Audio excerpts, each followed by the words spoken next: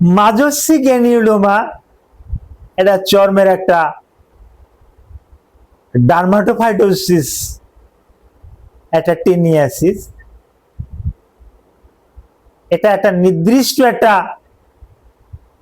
Fungus দিয়ে হয়ে থাকে। ফাঙ্গাসটার নাম ট্রাইকোফাইটন রাবরাম।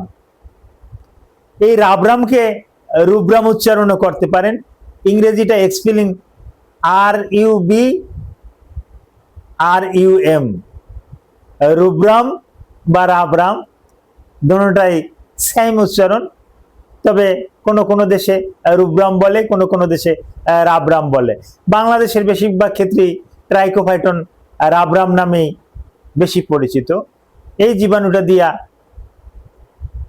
এই মাজুসি গ্যানিউলোমাটা হয়ে থাকে। এই মাজুসি গ্যানিউলোমার উপরে সংক্ষিপ্ত আকারে কিছু তথ্য দিচ্ছি, মনোযোগ সহকারে তথ্যটি শ্রবণ করুন। আসসালামু আলাইকুম রহমতুল্লাহি ওয়া বারাকাতুহু। আমি ডাক্তার মীর শহীদুল ইসলাম।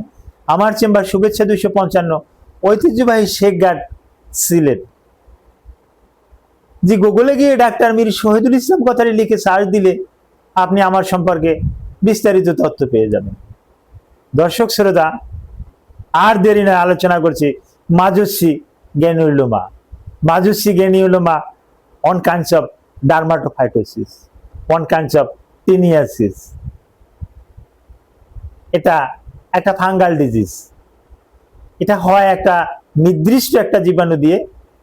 এই জীবাণুটা কিন্তু খুব ভয়াবহ, ট্রাইকোফাইটন রাবরাম। এখন এই ট্রাইকোফাইটন রাবরামটা এটা কিন্তু কেন হয়, কোথায় হয়, কিভাবে হয়? এটা সাধারণত স্কিনে আঘাত লাগলে ওই আঘাতের জায়গাতে হয়। একই স্কিনে বারবার আঘাত লাগলে পরবর্তীতে ওখানে হয়। বিশেষ করে দেখা গেছে যারা এখনো আগের পদ্ধতিতে বিশেষ করে শেভ করে, খুর দিয়ে, ব্লেড ব্যবহার করে না, খুর ব্যবহার করে। খুর হয়তো অনেকে চেনে না, এখন বর্তমান যুগে খুর বোঝে না। এটা একটা লোহার তৈরি একটা চাকু।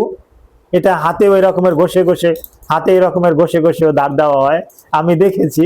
হ্যাঁ, তো এই খুর দিয়ে যারা শেভ হয় তাদের দাড়িতে কিন্তু আঘাত লাগে। আঘাত লাগার পরিপ্রেক্ষিতে ওখানে আস্তে আস্তে করে দুর্বল হয়ে যায়, আর ওখানে কিন্তু এই ট্রাইকোফাইটন রাবরামটা কিন্তু ওখানে বাসা বাঁধে। অনুরূপ লোয়ার লিম্সে আমরা যখন লোম পরিষ্কার করি, আমরা যখন নিচের লোম, গোপন অঙ্গের লোম যখন পরিষ্কার করি, তখনও ওখানে আমরা অনেক সময় ব্লেড ব্যবহার করি। এই ব্লেডটা দেখা যায় যে 2-3 ব্যবহার করা, এক কথায় বলা যায় ভোতা ব্লেড। এটা দিয়ে টান দিলে করকর করকর আওয়াজ হয়, শব্দ হয়। হ্যাঁ, মনে হয় যেন জীবনটা এখনই বেরিয়ে যাবে। কেন আপনি কি একটা ধারালো ব্লেড নিতে পারেন না? ভালো মানের একটা রেজার নিতে পারেন না? কেন আপনি এই ভোতা ব্লেডটা আর এই রেজারটা নিচ্ছেন? তারপরও নিচ্ছেন আপনি ওটাকে ভালো করে পানি দিয়ে ভিজিয়ে একটু হেয়ার জেলি, হেয়ার ক্রিম, হ্যাঁ, এরকমের যেটা আছে, শেভিং ক্রিম, শেভিং ফোম, এগুলো ইউজ করে জায়গাটা আর একটু নরম করে নিতে পারেন, তারপর আপনি রেজার চালাতে পারেন। কিন্তু এই কাজটা না করে আপনি ডাইরেক্ট কর করাইয়া রেজার চালানো শুরু করছেন।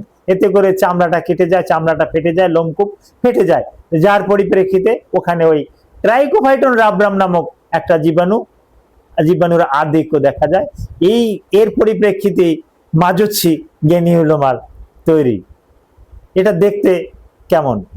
জি, এটা দেখতে ওই টিনিয়া ক্রুরিসের মতনই।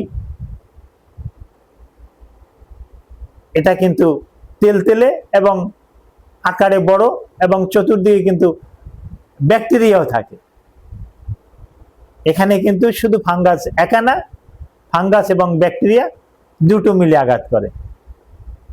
স্ট্রেপ্টোকক্কাস নামক একটা জীবাণু, স্টেফাইলোকক্কাস নামক একটা জীবাণু, এই সমস্ত জীবাণুগুলো এখানে পাওয়া যায়। ট্রাইকোফাইটন রাবরাম তো আছেই।